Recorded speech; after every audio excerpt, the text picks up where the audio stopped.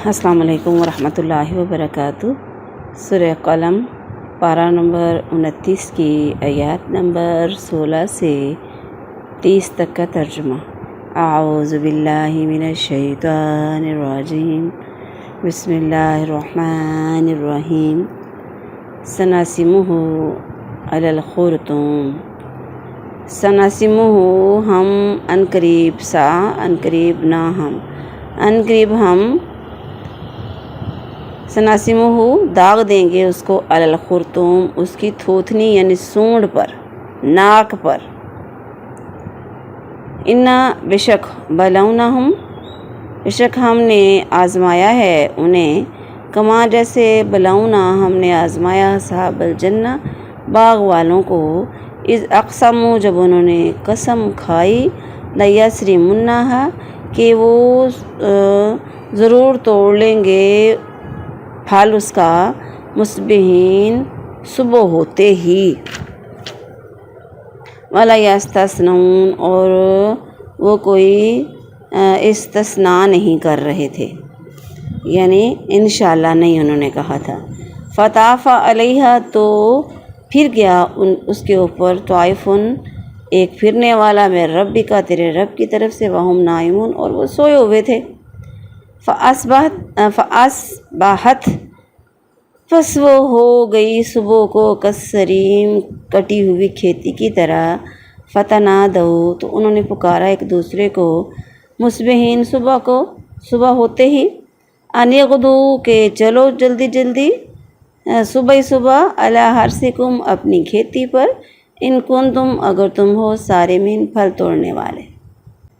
فانطلقوا تو وہ چل پڑے، وہم یتخافتون وہ بات کر رہے تھے آپس میں، یتخافتون خفیہ، چپکے چپکے، ان کے لا نہ یدخلنہا کہ نہ اس میں داخل ہونے پائے، الیوم آج، علیکم تمہارے پاس، مسکین کوئی غریب مسکین، وغدوا اور وہ سویرے ہی چل پڑے، علی ہر دن اس حال میں کہ قادرین وہ قدرت رکھتے ہیں یا قادر تھے پھل توڑنے پر۔ فلما پس جب رأوہا انہوں نے دیکھا، قالوا تو کہنے لگے، انا بے شک ہم لضالون راستہ بھول گئے یقیناً، بلکہ نحنو ہم محرومون بلکہ ہم تو محروم ہو گئے، بد نصیب ہو گئے، بے نصیب ہو گئے۔ قالا کہا، اوسطہم ان میں سے درمیان والے نے، یا ان میں سے جو اوسط تھا بہتر تھا، علم کیا نہیں، اقول میں نے کہا تھا، لکم تم کو، لولا کیوں نہیں تسبحون تم تسبیح کرتے۔ قالوا انہوں نے کہا، سبحان ربنا پاک ہے ہمارا رب، انا بے شک کننا ہم ہی تھے ظالم تھے۔ فاقبل بعضهم تو متوجہ ہوا بعضهم علی بعض وہ ایک دوسرے کی طرف، بعض کی طرف، یتلاومون آپس میں ملامت کرتے ہوئے۔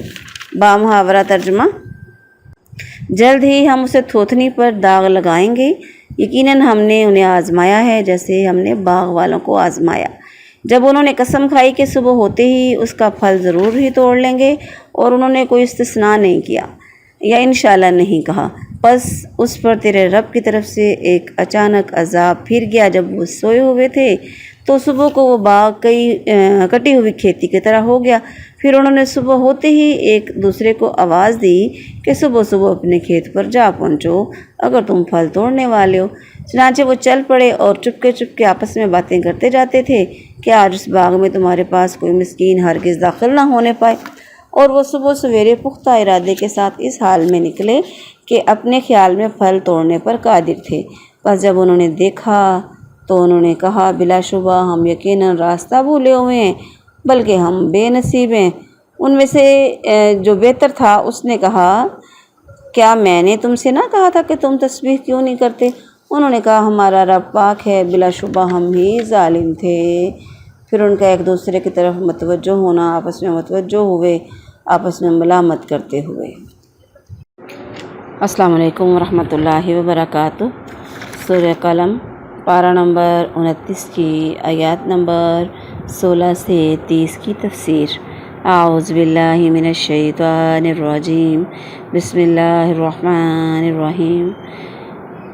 رب اشرح لی صدری ویسر لی امری वाहलुल उक़दतम मिन लिसानी यफ़क़हू क़ौली रब्बि ज़िदनी इल्मा सनसिमुहु अलल खुरतुम।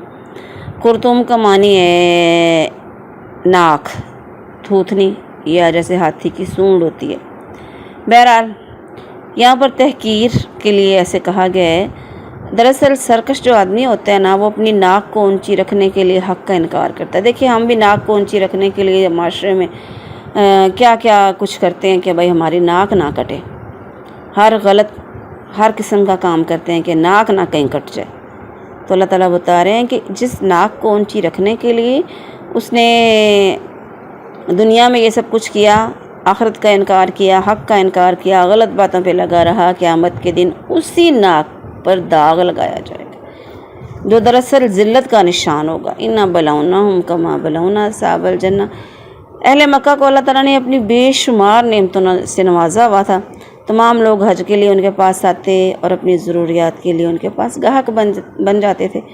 वो जहाँ जाते अहले हरम होने की वजह से उन्हें कुछ ना कहा जाता। तो हर किस्म का मेवा भी उनके शहर में पहुंचता था। अभी भी ऐसे उनकी तजारत भी खूब चमकती थी और वो नहायत मालदार भी थे और मुकम्मल अमन की नेमत से भी उनको फ़ायदामंद थे, वो फ़ायदा उठाते थे। इन नेमतों के साथ अल्लाह ताला ने उन पर यह भी इनाम किया कि उनमें अपना आखिरी रसूल सल्लल्लाहु अलैहि वसल्लम को भी मबूस फरमा दिया। मगर उन्होंने इस नेमत की कदर ना की, बल्कि आप अलैहिस्सलाम को झुठला दिया। तो अल्लाह ताला ने उन पर भूख और खौफ का अज़ाब मुसल्लत कर दिया। रसूलुल्लाह सल्लल्लाहु अलैहि वसल्लम के मदीना चले जाने के बाद कुरैश ने आपके साथ जंगों का सिलसिला शुरू कर दिया, जिससे वो ख़ुद भी गैर महफूज हो गए और उनकी तजारत भी बर्बाद हो गई। और रसूलुल्लाह सल्लल्लाहु अलैहि वसल्लम की बद्दुआ से उन पर कहत साली मुसल्लत हो गई, यहाँ तक कि वो मुर्दार तक खा गए। ये बुखारी शरीफ में हदीस हमने पीछे भी पढ़ी थी, यहाँ पे भी मैंने आपको बताई। यहाँ दरअसल अहले मक्का की नाशुक्री उस पर सज़ा के लिए बतौर मिसाल एक बाग वालों का किस्सा बयान किया जा रहा है कि अल्लाह ताला ने बताया कि हमने मुकज़्ज़िबीन को नेमत देकर जिस तरह जुटलाया, नेमत दी गई तो उन्होंने जुटलाया ना, इसी तरह बाग वालों को नेमत देकर आजमाया था। दरअसल ये चंद भाई थे जिन्हें अल्लाह ताला ने बहुत शानदार बाग अता फरमाया था, मगर बजाय इसके कि वो उसे अल्लाह की नेमत समझकर उसमें अल्लाह ताला का हिस्सा निकालते, उन्होंने कसम खा ली कि सुबह होती है उसका फल तोड़ लेंगे, किसी मस्कीन को बाग में नहीं आने देंगे, ना उसमें से कुछ देंगे। मगर अल्लाह ताला के हुक्म से उनके जाने से पहले ही आग लगने से या किसी आसमानी आफत की वजह से बाग बर्बाद हो गया।